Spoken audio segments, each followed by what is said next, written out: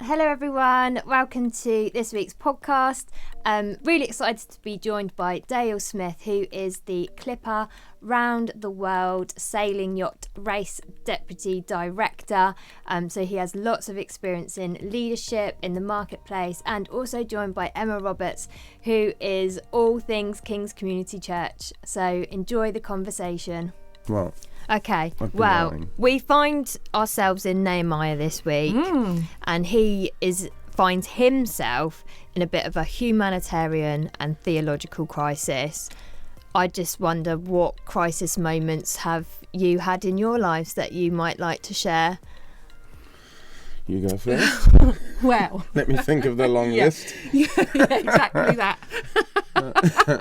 Well, I thought this might come up, so I'd already thought on yesterday actually, when Chris was saying, how do you cope in a crisis, I was thinking I'm actually quite calm, I'm quite cool under pressure, but there was this one time when I had parked the car outside of our house, and our house is on a slight hill, and along the bottom, or at the bottom of the hill, is a kind of main road. And I'd parked the car, got out, gone to get the two girls out, my two kids, who are quite young at the time, and the car started to career down the hill. And in my moment of panic, instead of thinking I could have possibly not put the handbrake on, something must be wrong with the car, and I turned into Superwoman and thought, I know, I'll jump in front of the car and I'll push it back up the hill. Needless to say, the car took me with the momentum, and I ran myself over with my own car. But I changed the course of the car, so instead of the kids careering into the main road, it took on a different direction after running me over.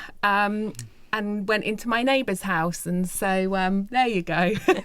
Cool in a crisis. And probably the only person you'll ever meet that will tell lucky. You run they themselves over. So you caused your own crisis, really? Yeah. Oh man, alive. Crisis, man. I think, relating it maybe back to work, we sort of, I feel like we deal with a crisis on a weekly basis. So there's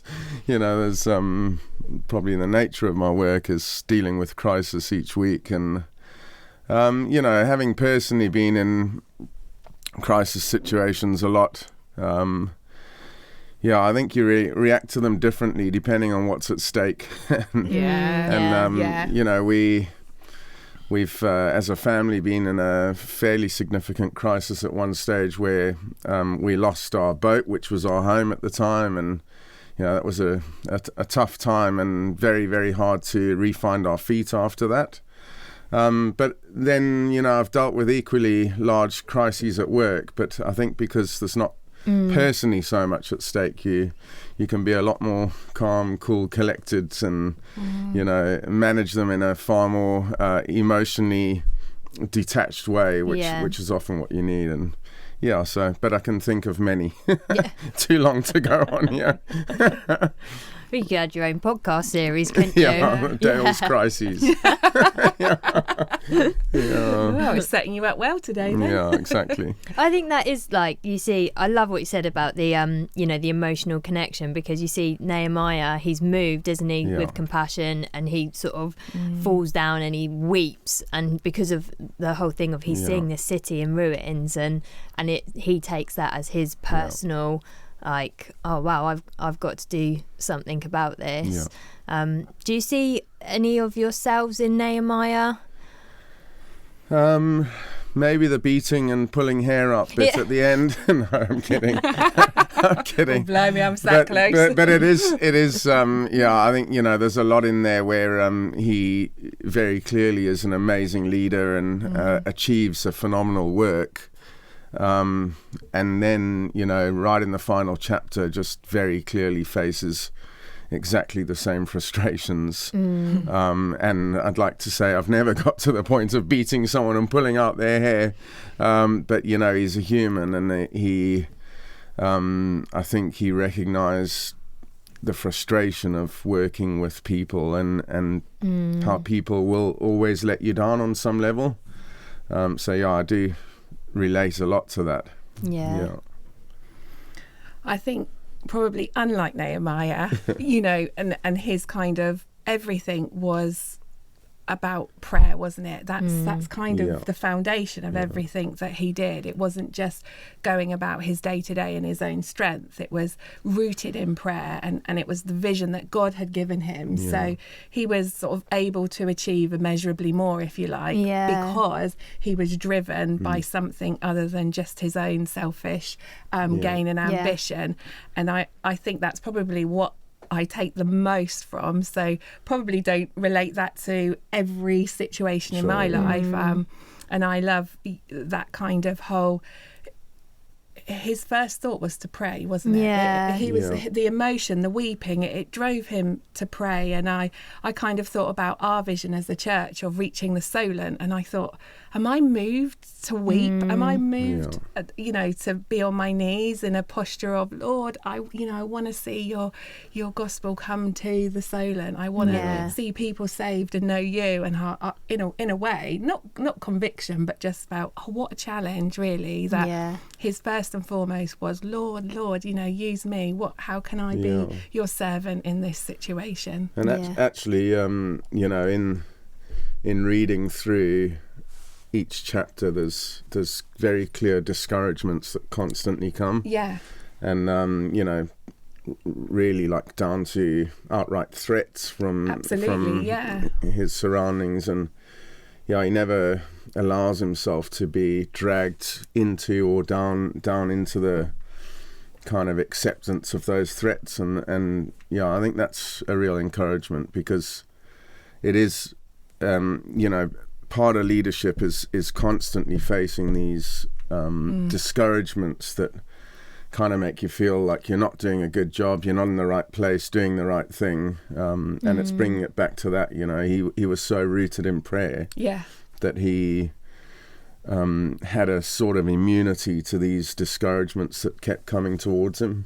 Very encouraging. He kept the vision, didn't he? So, like you say, when he was being lured out with threats, no, the main thing was the clarity main thing. Absolutely, and that clarity came from God. And you kind of think that's sort of supernatural, really, isn't it? Because so much we set about on a path, and then, there's a good idea, or that's a good idea, or, we're so easy to be flip-flopping all over the place. But he kept the vision, he kept the main thing. And I think that's the sign of a really good leader, is that they can really be focused.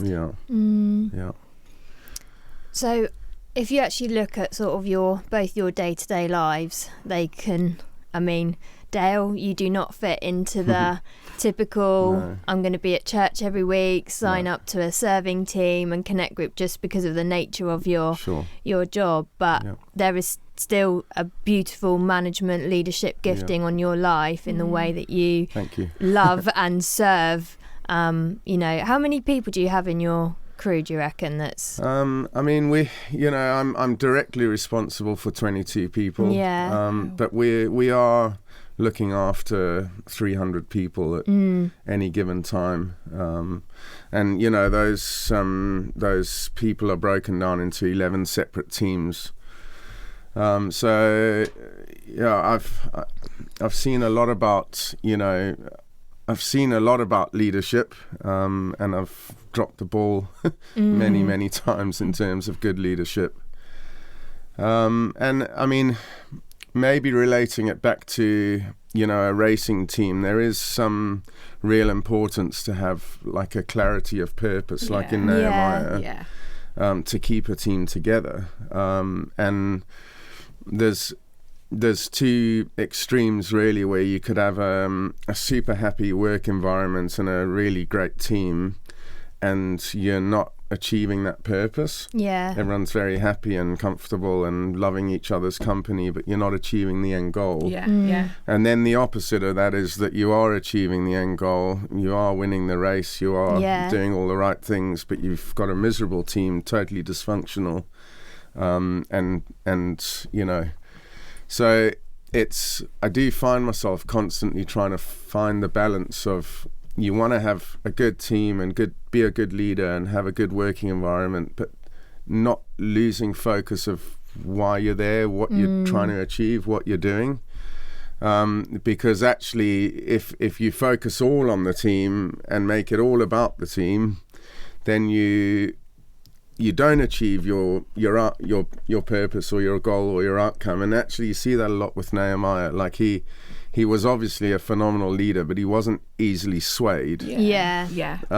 But then there needs to also still be an element where you do care and you have concern for your team's well-being. And I guess maybe a lot of that doesn't come out in the book because it's too short, but there must have been a lot of him encouraging, caring, leading from the front. I think Tom said yesterday in his that there was actually the people, when they're building the wall, they were fragile people. They're not, it's not like you've got the best tradespeople in from Checkatrade and they're like, they would have been women, children, people with illnesses and soldiers with wounds and things like that actually you would have had, they would have been a fragile people. And so it was, whenever there was the weakest bit of the wall or with the weakest people, then Nehemiah set guards to protect over that bit.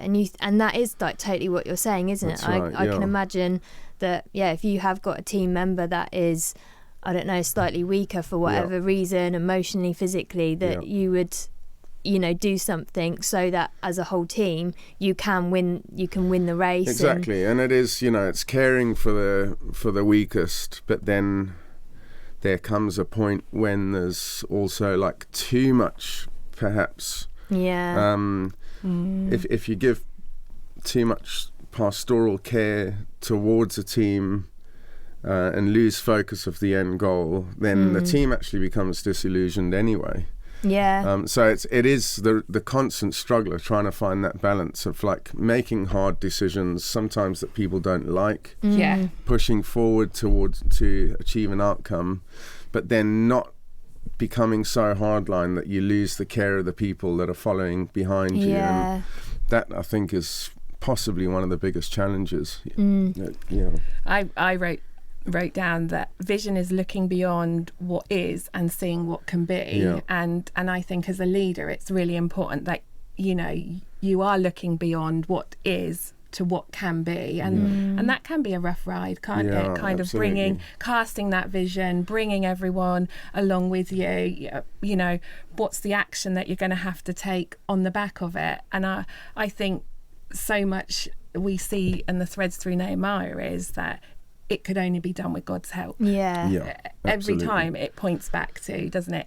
This can only be done because God is intervening. And it brings it back to kind of a church and a body and a unity scenario of when the body are all in unity, are all working together, the weakest, the oldest, the youngest. That's right. All working together, all with their unique gifting. That's when you see things change. That's when you see a vision become a reality. And I think sometimes in church life we get caught up with this kind of, we need you to serve, we need you to be on a rota. And well, we're not in the business of, the Great Commission isn't go and make volunteers. It's go and make disciples. And actually being on team in a church is about being a disciple. And it's stepping into something to say, it's part of discipleship to be part of the body in unity. Take the kind of youth or the kids that we were focusing on Sunday, actually to be on that team, you're discipling the next generation. Absolutely. It's not just about rocking up on a Sunday morning, it's so much bigger than that. The vision is so much bigger, and that's kind of the compelling vision, isn't it, that you're winning people to, is that come and be part of something bigger than yourself. Come and be part of building God's church and raising disciples. I also find, in a completely secular environment, my leadership is also part of my witness, and I think that it's really important to not forget that when you go into a workplace, that some of the decisions you make, and could even be something around being honest or dishonest, to say it like it is, or maybe cover the facts, or a big part of, you know, how you show people how you lead is how you can also show them what you really believe. Yeah. And it could be in a simple decision of, you know, just something where you take the really honest line on something, or the way that you care for someone that's struggling, or whatever it might be. I think the responsibility we have as Christians and leaders in the secular workplace is that our leadership has to also demonstrate our belief structure. And the two can't be in, you know, you can't be leading in one way and then trying to share the love of God in another way, and the two have to align.